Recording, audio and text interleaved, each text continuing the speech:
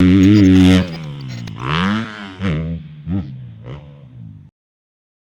so like a year and a half, 2 years ago. Gosh darn. That long ago? Year ago? I messaged you on Instagram, dude. It would have been just barely over a year ago. Really? Right? We linked up at Tomahawk in the summer of last year. Yeah, but I think we talked well before that, like in the winter. It was right after the Pastrana thing, actually. Not right after, but it was in that kind of season. The straight rhythm thing. Yeah. Anyway, I messaged you on Instagram. Shot in the dark. Total shot in the dark. Yep. I only knew of you because of you were doing a school at Derby, which is the track I grew up racing at. And I used to go to classes with Buddy Antonez there. And I saw AJ Catanzaro, and I was like, oh, that's a new person. And then, funny, I knew you. That's how I found you. I didn't find you off YouTube. So you didn't really know who I was before? No, not then? really. Oh, wow. I learned, and then I was like, oh, well, maybe, filmmaker, dirt bike rider, that'd be cool. Because I've been doing film and other avenues for ever, and I was like, I need to get back into dirt bikes. Sent you an Instagram message, and to my shocking surprise, you responded with your phone number, and then for anybody that direct messages me, that's what you get back. So anyway, what happened after that? I was just like, hey, let's make a video. I went down and made you 3 instead of 1, and then yeah, you sent me. I don't remember what happened next. The reason your message got my attention is because you sent a video that you had edited, which, by the way, I get a lot of people. I don't anymore because people know that I have a video guy. Woohoo. But before then, is everything okay? Yeah, I'm just checking. Before then, I would get a lot of that same type of message. So it was easy to overlook, but then I watched the video and I was like, oh, this is good. And you said you had you said you had the camera that you had. I'm like, okay, well, sweet. That was later, though. That was when we were on the phone together.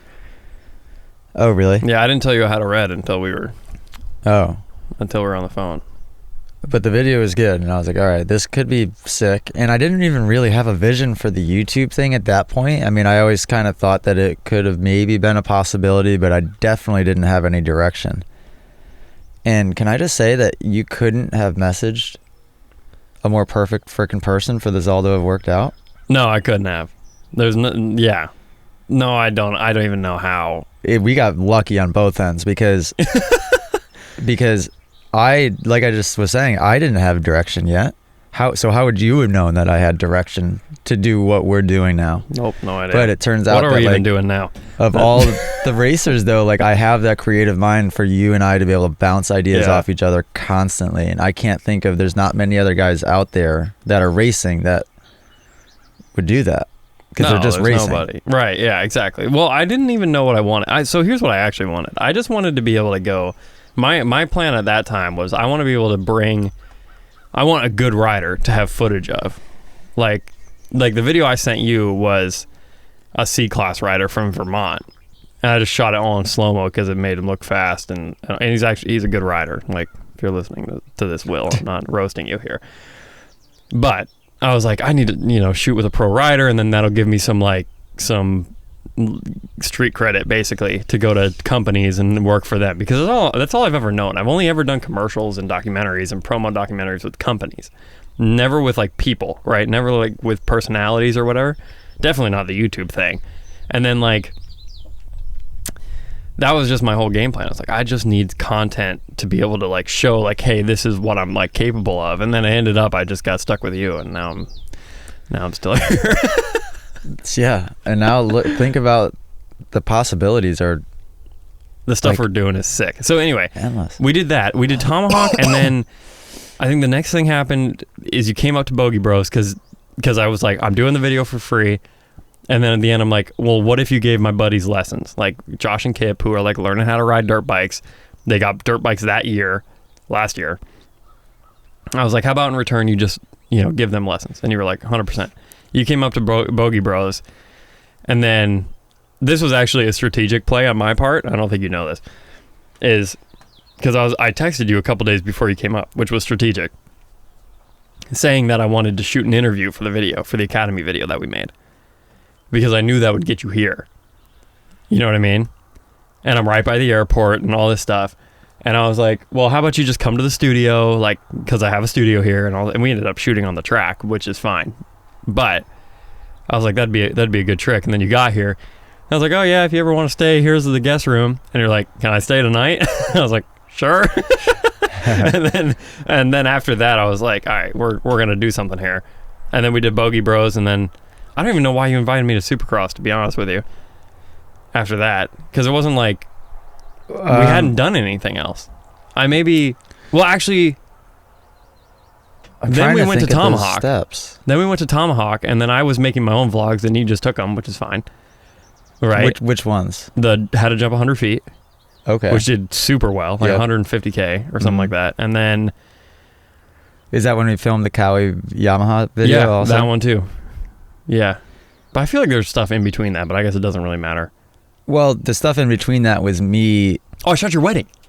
Oh, duh. Yeah, that was a big one. Yep. It was when I shot your wedding. But also those in between months or weeks was when my YouTube, from I guess my own doing at that point, was gaining a lot of momentum. You were at what, 35, 40,000? So it was starting to like kick off a little bit, and that was when you first messaged me. I didn't see too much of a vision for it, but then fast forward, what would that have been? 2 months? Not even? From the first time you messaged me to like when you came to Tomahawk with the guys. Yeah, probably 2. Oh, no, since we came to Tomahawk with the guys is, probably 3 or 4 months, to be honest with you. Okay, so in that 3 or 4 month time period is when things started to get momentum with my YouTube, and I started to get enough revenue from it to be like, okay, well, this is actually, the next logical step is to hire a full-time guy. I'm like, well, this is perfect. Yeah, that worked out. So then I was like, well, how can I get Cam to Supercross? Well, so I'll never forget this. I went to my brother's wedding. This is when we were still concerned about COVID. Mm.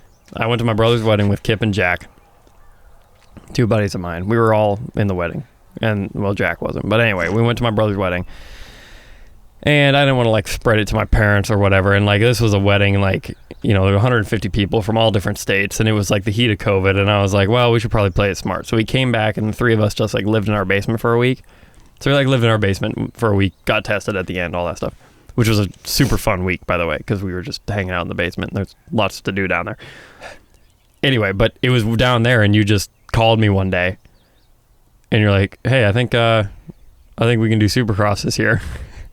You guys were all in the basement when I presented that? Yeah, you called me and woke me up one morning because it was like 10 o'clock and I was still asleep because we were just hanging out, freaking playing Xbox till 1 a.m. down there. And then, you were just like, you literally woke me up and was like, "Hey, I think we can do Supercross. I think because that's when the Black Rifle deal happened."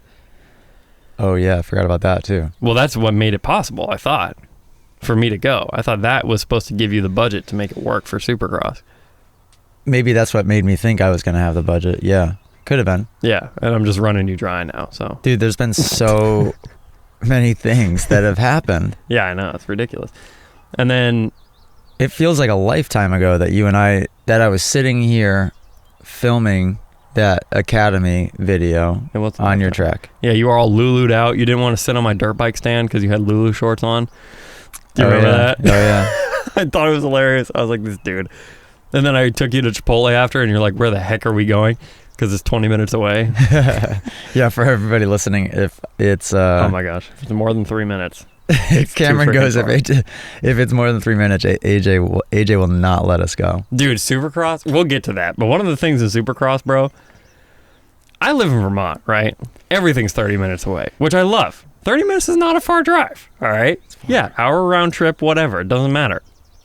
I went to Starbucks every day before we had one in our town, and it was 20 minutes one way. I'd go after school and then go to work. Didn't matter to me.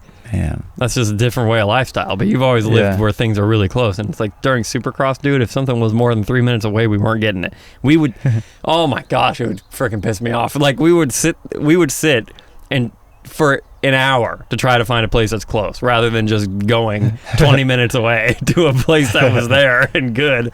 Oh my gosh, whatever. Oops. Yeah, okay. We'll learn for next year maybe. Anyway. Yeah, then we do Supercross. Good grief, dude. it's like, it's kind of weird because Escalated quickly. It really did escalate quickly because we went like I almost, this sounds weird, but I almost hardly even knew you before Supercross started. Yeah, you didn't really. And you were just like, oh yeah, I'm going to have this dude stay in all of my hotel rooms while I'm racing dirt bikes. Yeah, that's normal for my life. I've had so many strangers just kind of like hanging around. That's not normal for my life. But you quickly learn who somebody is when we're with each other all of the time. What you guys see on camera in the YouTube videos is like less than 1%. If you guys are enjoying these podcast clips and you want to watch full episodes, you can subscribe at club.themotoacademy.com.